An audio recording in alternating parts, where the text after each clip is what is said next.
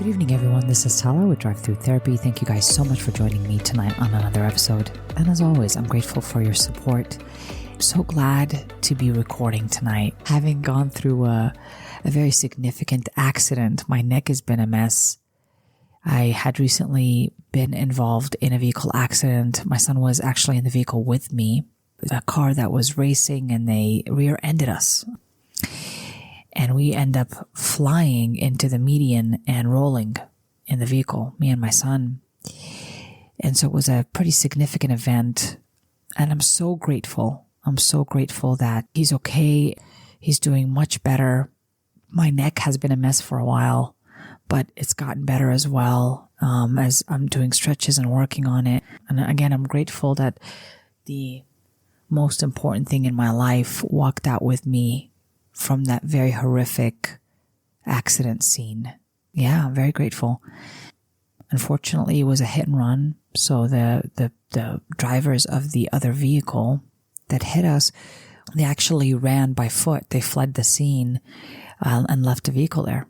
I'm just so grateful that I'm just grateful that they were alive and they were able to again run. I mean, that means they would have been in fairly healthy shape. I'm grateful for that. But hey, I was like, I can't keep holding off. I've been writing these episodes in my break time and I want to make sure that I convey this to you. So I took some Motrin to help with the neck. We are good to go, ladies and gentlemen. We're good to go. And tonight's topic is going to be about couples communication. It's part of my couples communication series. And today it's about how to change my partner's expectations of me. Another way to say that is, how do I change my reputation that I got with my partner? Now, I want you to keep an open mind as you're receiving this information. So this way, you're really going to, as we begin, set the intention to receive this information and to have it change your mindset about what you want to do with your relationship intentionally.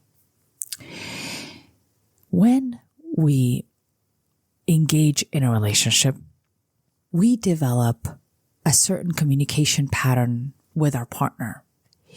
We teach them, based on our responses, our consistent responses, what to expect from us consistently. And because of that, it also has a consequence of altering their perceptions of me, of the relationship perhaps.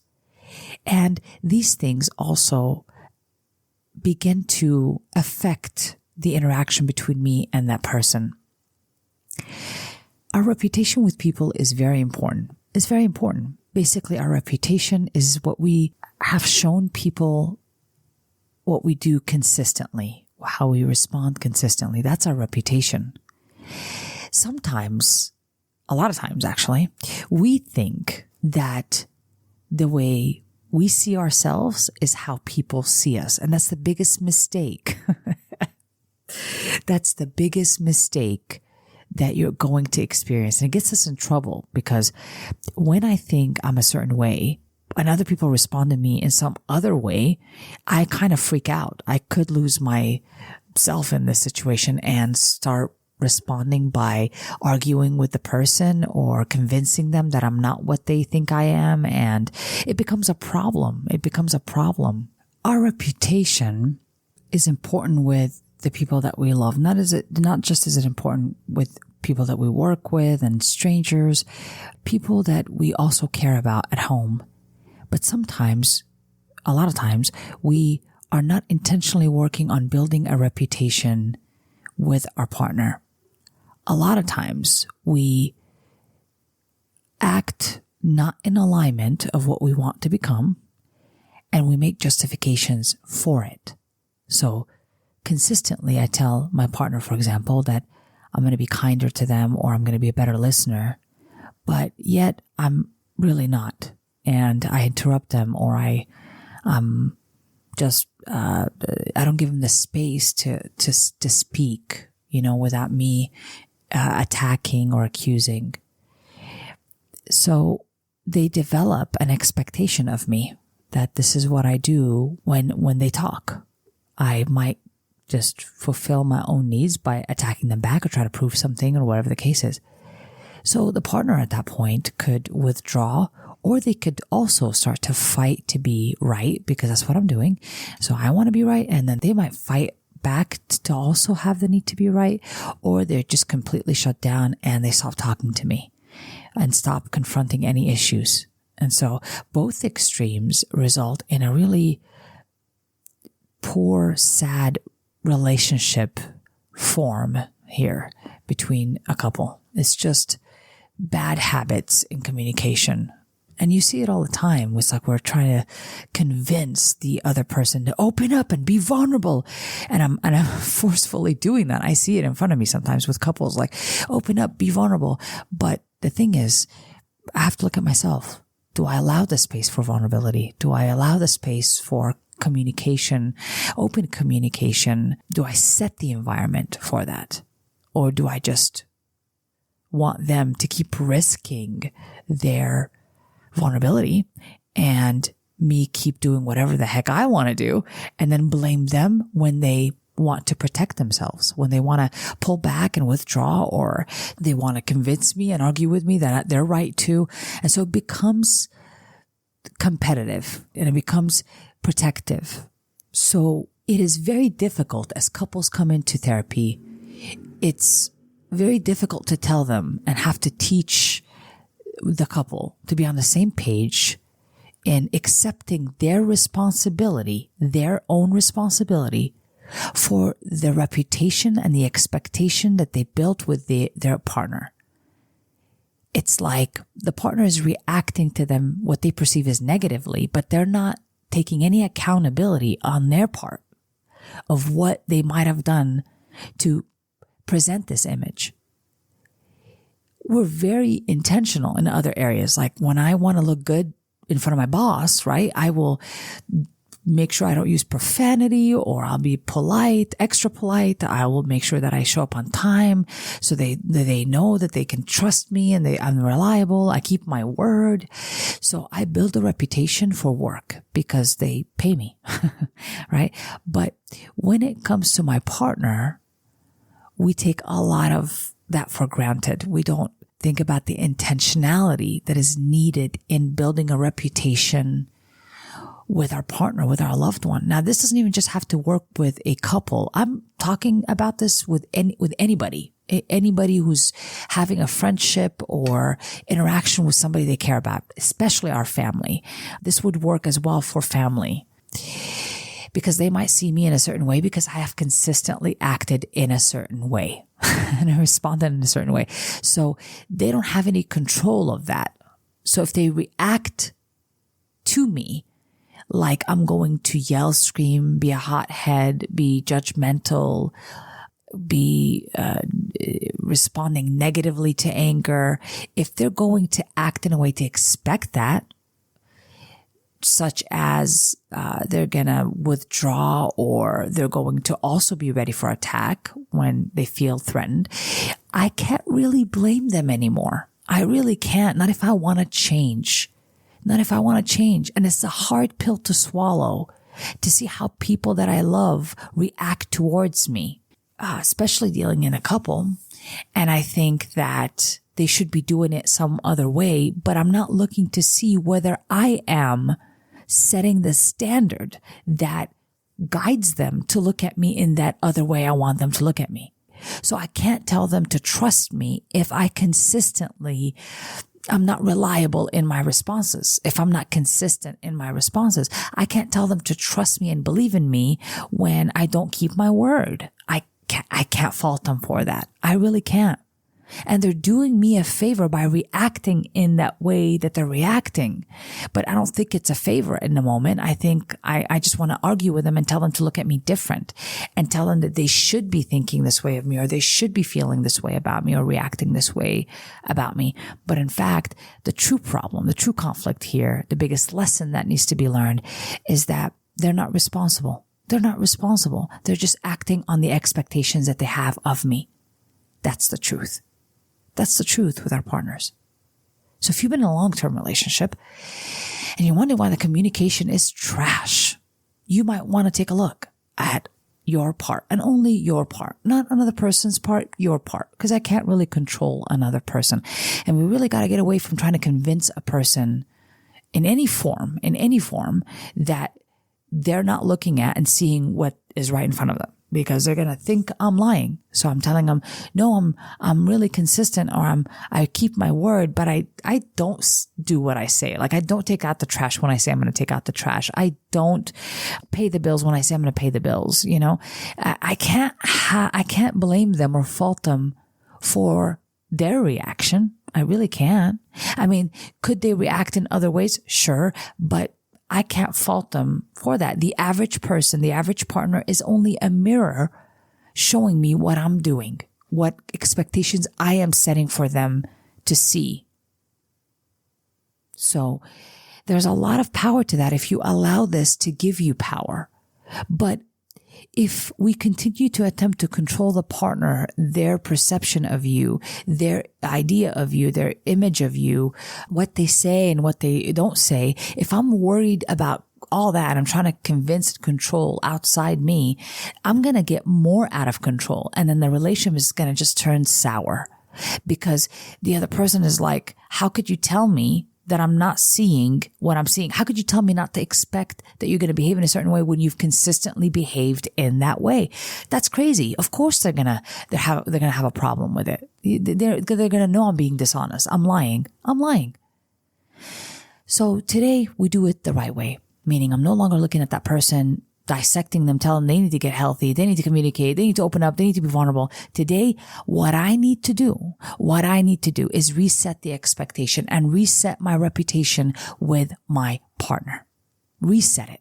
So meaning I am going to reset that by doing the following. And I'm going to help you how to do that. So this way you are ready and that you have more power within, shifting that power within rather than trying to claim it on the outside with another person. So the number one thing that we got to do when we're attempting to reset our expectations or reputation, specifically our reputation with another person, is to be consistent. I can't stress this one enough. Like that's why I had to put it number one, be very clear about it, that we need to be consistent, meaning that I got to do the same thing every time. Notice I didn't say I got to try to do the same thing. No. Because the word try just does a lot of vagueness in our mind. The mind doesn't like this command of I try. It's kind of too vague. It's not taking accountability, and it just kind of justifies that at least I tried, but I don't have to keep trying. Hey, I gave it a shot. No, we need to change this language to I either do it or don't do it. So when we become aware, consciously aware of the changes we need to make, especially when dealing with consistency, when I want to become more consistent, then I got to be consistent in whatever it is I'm trying to change and do it like that every time. No matter what the conditions outside of me are doing, I need to respond with this consistent response every time. So I'll give you an example. Let's say I'm trying to change my reputation with my partner by intentionally having them trust me to say something vulnerable to me. Where before I used to consistently interrupt them, argue with them, listen to respond. Today, I'm going to intentionally hold that space for them to drop whatever information they want to drop and for me not to judge it. I got to be very consistent in the non-judgment of whatever my partner is going to say to me. They might still expect me to respond back or argue back. They might even be defensive because I've trained them to be defensive when they talk to me. They need to defend themselves, obviously. So I eat the humble pie by accepting the fact that I kind of trained them to be defensive. So I can also train them to be open with me. So it starts off by them dropping information in front of me, and I'm on purpose, intentionally, never judging it, no matter what they say. I might be curious about it, ask questions about it, but I'm never going to say any sort of judgment. Any implication that I might be judging it needs to be removed from this space.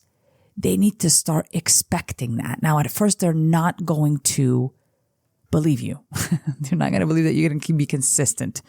So it's important to never say, I'm trying to be consistent. I'm trying to change. Because if you're doing that, if you're telling them that I'm trying to change, then you're going to use this as a form of manipulation. Like, look, I'm trying, I'm changing.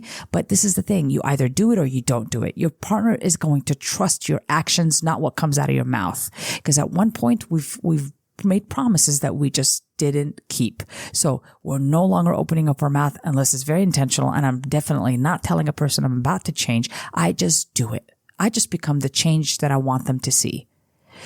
And this requires a lot of intentionality, a lot of patience, and consistency. Consistency in my delivery of the outcome that I want them to see. So if they start talking to me about something, even if they're defensive about it, I'm going to basically not be defensive back. I'm going to be very accepting and open back. And no matter what they say, how they say it, I don't really care at this point. I'm just trying to reset my reputation. So consistently, I will be open. I'll act in curiosity, and they're going to try to do it again, and they're going to expect that I'm going to be defensive again. And all of this is, I accept it. Like, I accept this challenge that they think already I'm going to respond in a certain way. So this shouldn't shock me. I shouldn't be upset that they think I'm going to respond that way, so they're defensive already. I accept my responsibility here. I want us to accept it, so we're not trying to argue with them. And so I become a better listener. I become an active listener, a non-judgmental one. I make sure that I'm consistently doing that, so this way they can eventually consistently expect that I'm a safe place to have conversations with and to be vulnerable with.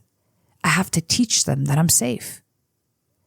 So consistency is number one. Number one. I mean, if you don't remember any of these, just remember consistency. The second thing that we need to be doing is really going to help with building up the trust. And that is to admit when you've done something incorrect or you did not maintain the consistency that you wanted, and they pointed it out. And the first thing I need you to do is to admit to it. Because of our need to be right, we also have created their defensiveness. We are responsible for that to some extent. We've created their defensiveness. And so in order for us to disarm them and to begin to do that, we have to admit our wrongs. Just admit them. You know, I made a mistake. I apologize. I raised my voice. I apologize. I was out of line. I apologize. No, I take responsibility. I overreacted. Or these are the things that we need to start saying. We take responsibility for our behaviors when we misbehave, when we respond in a way that's not in alignment. So in this case, if we've always had the need to be right, we're going to have difficulty apologizing. We're just going to justify our behavior. So I'm going to say, well, you made me angry. That's why I acted like that. If you only did this, I wouldn't have done that. And so again, this other person learns to also justify their behavior as a way to protect themselves. And I don't blame them for doing that. So I got to set the standard first. Before I even ask them to be an open, safe space for me, I got to take the risk of being an open, safe space for them. When I make a mistake, which we are going to do that, people, please get it out of your mind that you need to be perfect. You don't need to be perfect. As a matter of fact, I know you're not going to be perfect. I'm not perfect. But when we make a mistake, please, that's the point of all this. Just apologize. Take responsibility for it in that moment. You are not giving anything away when you apologize. You're not giving your power away when you apologize. That's a false idea that keeps us from being happy in our relationships. We need to know that when we apologize, when we take responsibility, we give nothing away. We get a lot more. We get the trust of that person back. We get respect for ourselves and respect from another back. That's what we get when we take accountability and when we apologize. Even if they don't, get this, even if they don't apologize. Eventually, you're developing the culture of what this communication in this relationship is going to be like. Somebody's got to start somewhere. You got to set the standard. So we create that safe space. We don't judge what a person is dropping in that space. When we make a mistake, take responsibility. It's the best. Do it happily. Do it gladly with no excuses. You apologize, and a true apology is without making an excuse right afterwards. So we don't say, but I apologize, but when you say, but it just negates the whole darn apology. So don't do it, my friends. Don't do it. Keep it going. and just take accountability. Again, you're not going to be perfect. That's not what's expected in this lifetime. But what is expected and what is useful in our life lessons that we got to learn is, and for our growth, is to take accountability. Man, oh man, that requires courage, and it's worth doing. It's worth doing. Even if you don't get the outcome that you want. Apologize. Take accountability. So that's one way that we reset the expectation with another person. We built that trust. The third thing that we're going to do to help rebuild or reset our reputation and expectations from this other person is by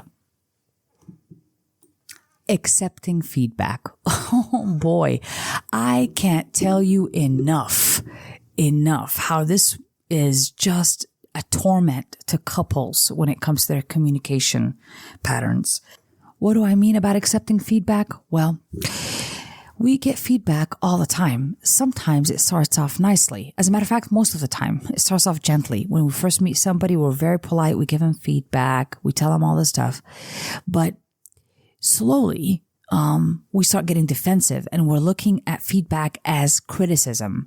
And eventually, because we're looking at it as criticism, it becomes criticism, right? Because we're defensive. And so we're defensive in receiving the feedback. We create the defensiveness in the other person, and it becomes a fight because we're arguing this feedback. So we want to go back to the original state of when we first met this person, and feedback was just feedback. It wasn't criticism. It wasn't somebody that didn't want to be with me and they're just trying to tear me down. All of it in the beginning was really done gently, kindly. Like, it's just feedback. We want to impress the other person, so we give feedback beautifully. And usually we want to impress this person when they give us feedback. So we accept the feedback and everything goes well in the beginning because we are very good at accepting feedback. But eventually, again, we get defensive. So in order to reset the reputation that I have with the other person and their expectations of me, I must accept feedback, even if the feedback doesn't sound good and they sound defensive or they sound ugly when they give it back. Accepting feedback doesn't mean I agree with what they're saying, but it means that I'm listening to it. I hear it. I will consider it. So when a person gives me this very maybe unkindly said feedback, I will not look at the tone or all that because I actually engaged their defensiveness to begin with. I take my part. Like, I might have engaged their defensiveness, which resulted in them having defensiveness when they give me feedback. But today I just want to look at the feedback. It's a clue for me to know what to work on next. So if my partner noticed that I did not take out the trash can, can you please take out the trash can? Instead of me saying, you're nagging me. Why are you nagging me? Why do you always do this? Why do you always think I'm not doing my part? What are you calling me? Lazy? Whatever the case is, right? We just can't take the feedback. Instead of just, well, thank you for reminding me. I appreciate it, husband. I will go ahead and take out that trash. Or I appreciate it, wife. I will go ahead and take out the trash or do the dishes or whatever the case is. I appreciate the feedback. Thank you. They're giving me a heads up. This is really important because it creates a lot of trust in a relationship. Because when we're able to give each other feedback, we're really working as a team now. Being able to give feedback and receive it just will tremendously propel the trust level in this relationship. And that's what we want. That's where the fun is at. I want to feel safe in my relationship again. So we got to work hard at resetting this expectation from my partner. So even if they're giving me feedback and it's defensive, it doesn't sound good, the tone isn't good, I just got to own it. Maybe I had a part in that, in their response. The way they react to me is I mirror that. Like, it's got to be there, because they don't just react like that with their boss. My partner doesn't react like that with their best friend. They react like that with me. So I set the expectation that they have right now and that they're reacting on. So with humility, I will accept the feedback and I'll create in this a sense of trust. Now, this might take a few tries, people. So please be patient in this process. It's not immediate. Just because you did your part, they're going to change quickly and start, trusting you right away. No, please practice the humility needed for this and the patience needed for this and the tolerance needed for this by simply doing it over and over and over consistently until they shift with you and say, you know what, this person is saved. They don't react like that anymore. I don't need to protect myself or defend myself from them. They've shown me consistently that they are to be trusted, that they're really listening to me, that they're not here to harm me. So those 3 things, I don't want to bombard you with more, but for now, those 3 things are probably the most important things to help you propel the level of trust. So number 1 is to stay consistent in your responses. Even if on the outside it's not looking good, just stay with whatever change you're trying to make, stay consistent in the way you respond. Number 2 is apologize. If you mess up or you act out of line, that's okay. We're all going to be imperfect. Congratulations. We're human. All I want you to do is just apologize. Apologize. So you're teaching the other person that it's safe to apologize. Nobody's going to take advantage of it. Nobody's going to take advantage of your apology. I won't do it. The other person won't do it. You're teaching them that it's safe to do that, to take accountability. Number 3 is to accept feedback, to receive it, just to receive it. I don't got to agree with it, but thank you. I'll consider taking out I'll take out the trash. Thank you for the feedback. I appreciate that. I will no longer see it as a criticism. I will see it as feedback. We will go back and rewind to what it looked like from the beginning. That part we can rewind to because we already know we could do it. We tried to impress this person by accepting feedback and not looking at it as a criticism and not getting defensive or building defensiveness towards it. We can do it. We've done it before. We've done it in the beginning. So just remember those things and you will see a change, but keep doing it consistently. Keep doing it consistently.